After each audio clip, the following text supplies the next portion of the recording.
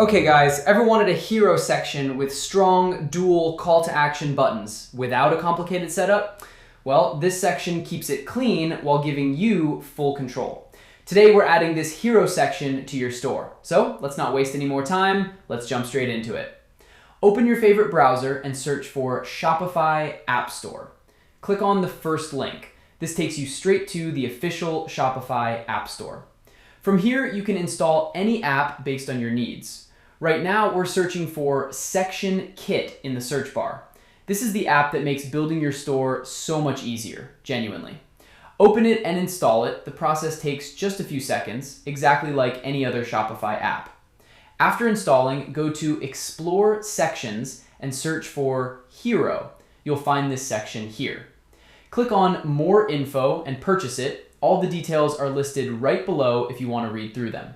I've already purchased this one though, so let's close this and click on My Sections instead. This is where your purchased sections live. Let me scroll down and there's the section. Click on Customize, choose your favorite theme, and the section installs successfully. Now let's open it in Theme Customizer and give it a second to load. Once ready, click on Add Section and search for Hero. Then choose that section. It'll be added instantly. First, let's customize the layout. You'll get 3 different options here, and you can choose whichever one fits your store best.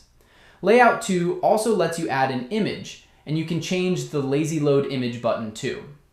In the heading settings, you can add your own heading along with font size, color, and the rest of its styling.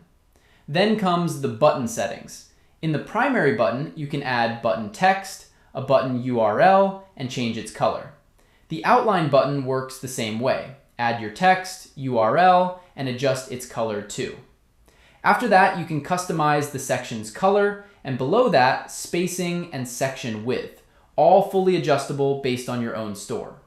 Once you've customized everything the way you'd like, hit save, and this section goes live on your store. If you found this tutorial helpful, drop a like and let me know in the comments if you run into any issues. I read every single one and I'm always happy to help.